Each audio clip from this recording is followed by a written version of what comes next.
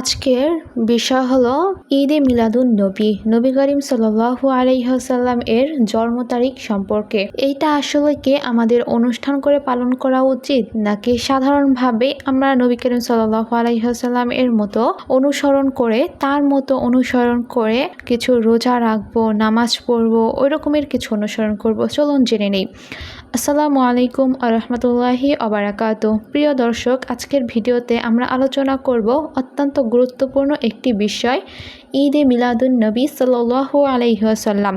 রাসূল সাল্লাল্লাহু আলাইহি ওয়াসাল্লাম ছিলেন সমগ্র মানব জাতির জন্য আল্লাহর পক্ষ থেকে এক মহান রহমত। তার আগমন পৃথিবীর ইতিহাসের অন্যতম গুরুত্বপূর্ণ ঘটনা। তিনি মানুষের অন্ধকার থেকে আলোর পথে নিয়ে আসতেন, শিরক থেকে, যে কোনো গুনাহ থেকে, কাফিরদের মূর্তি পূজা থেকে ফিরে নিয়ে আসতেন সত্যর পথে, আল্লাহর পথে ফিরিয়ে নিয়ে আসতেন। আল্লাহ তাআলা বলেছেন, আমি আপনাকে সমগ্র বিশ্বের জন্য রহমত হিসেবে পাঠিয়েছি। সূরা আল আম্বিয়াতে আল্লাহ তাআলা এই কথাটুকু নাজিল করেছেন। তাহলে প্রশ্ন হলো, রাসূল সাল্লাল্লাহু আলাইহি ওয়াসাল্লাম এর জন্ম ও তার আগমনের স্মরণ করার বিষয়টি ইসলামে কিভাবে দেখেন? তার বিশেষভাবে ঈদে মিলাদুন নবী নামে কোনো নির্দিষ্ট দিবস পালন করার ব্যাপারে আলেমদের মত কি? আজকে আমরা ধীরে ধীরে বিষয়টি বুঝে নেওয়ার চেষ্টা করব।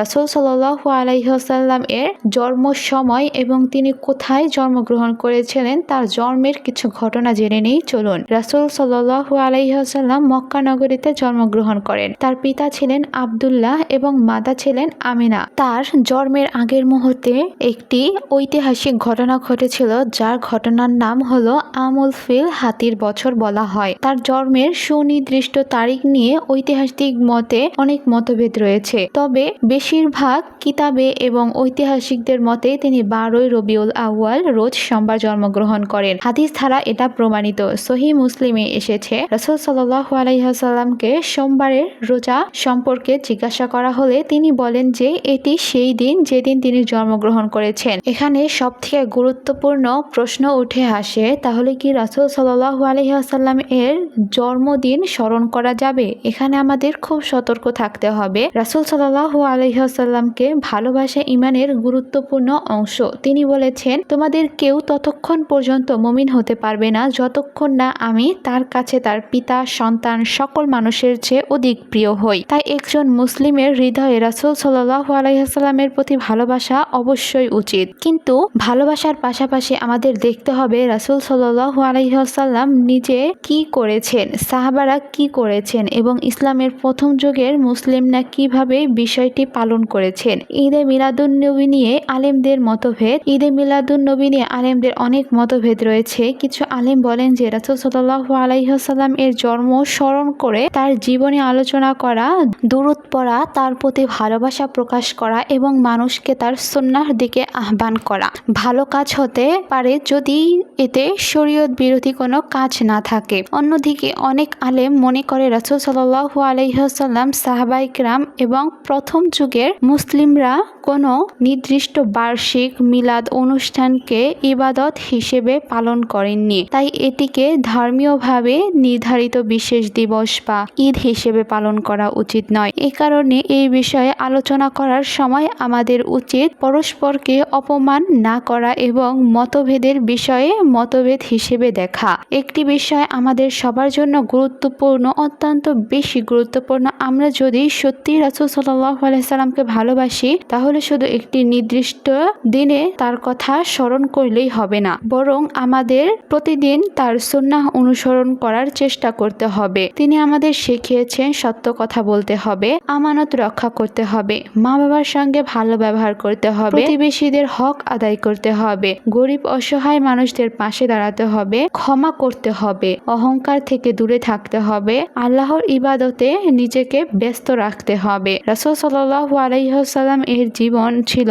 কোরআনের বাস্তব উদাহরণ। মিলাদুন নবী আমরা যদি পালন করতে চাই, তাহলে আমাদের উচিত 2টা নফল রোজা রাখা, নফল ইবাদত করা বেশি বেশি এবং তার উপরে দুরূদ পড়া। মিলাদুন নবী নিয়ে মতভেদ থাকলেও এমন কিছু আমল রয়েছে যেগুলো গুরুত্ব দিয়ে মুসলিমদের মধ্যে কোনো সন্দেহ নেই। আমরা বেশি বেশি দুরূদ ও সালাম পড়তে পারি। আল্লাহ তাআলা বলেন, নিশ্চয় আল্লাহ ও তার ফেরেশতাগণ নবীর উপর সালাত সালাম পাঠ করেছেন। হে মুমিনগণ, তোমরাও তার উপরে দুরূদ পাঠ করো, বেশি বেশি দুরূদ পাঠ করো। সূরা আল আহজাব। আমরা রাসূল সাল্লাল্লাহু আলাইহি ওয়াসাল্লাম এর সিরাত পড়তে পারি, তার চরিত্র সম্পর্কে জানতে পারি, তার সুন্নাহ অনুযায়ী নামাজ, আচার আচরণ ও দৈনন্দিন জীবন সাজানোর চেষ্টা করতে পারি এবং সবচেয়ে গুরুত্বপূর্ণ তার শেখানো তাওহীদ ও আল্লাহর ইবাদতের পথে চলতে পারি।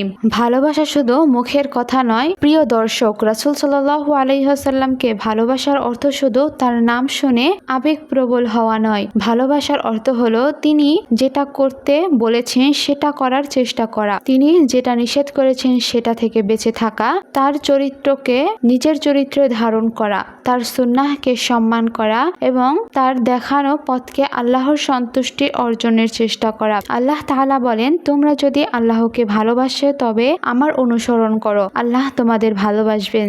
সূরা আলে ইমরান আয়াত নাম্বার 331-এ এতটুকু কথা বলেছেন আল্লাহ তাআলা। এই আয়াতে আমরা একটি গুরুত্বপূর্ণ শিক্ষা দেই। আল্লাহ তাআলার ভালোবাসা পাওয়ার অন্যতম পথ হলো রাসূল সাল্লাল্লাহু আলাইহি ওয়াসাল্লামের অনুসরণ। তাই ঈদে মিলাদুন নবী রাসূল সাল্লাল্লাহু আলাইহি ওয়াসাল্লাম নিয়ে আমাদের আলোচনার হওয়া উচিত জ্ঞান, ভালোবাসা ও আদরের সঙ্গে। যারা পালন করেন তারা যেন কোনো হারাম বা শরীয়ত বিরোধী কাজে না জড়ান, আর যারা পালন করেন না তারাও যেন অন্য মুসলিমদেরকে অপমান বা হেয় না করে। কারণ আমাদের সবার লক্ষ্য হওয়া উচিত আল্লাহর সন্তুষ্টি অর্জন এবং রাসূল সাল্লাল্লাহু আলাইহি ওয়াসাল্লাম এর সুন্নাহ অনুসরণ করা। আসুন আমরা শুধু একটি দিন নয়, সারা বছর রাসূল সাল্লাল্লাহু আলাইহি ওয়াসাল্লাম এর জীবন থেকে শিক্ষা গ্রহণ করি, বেশি বেশি দুরূদ পাঠ করি, সিরাত পড়ি, সুন্নাহ শিখি এবং নিজের জীবনকে রাসূল সাল্লাল্লাহু আলাইহি ওয়াসাল্লামের আদর্শর অনুযায়ী সুন্দর করার চেষ্টা করি। আল্লাহ তাআলা আমাদের সবাইকে সত্য বুঝে সেই অনুযায়ী আমল করার তৌফিক দান করুন।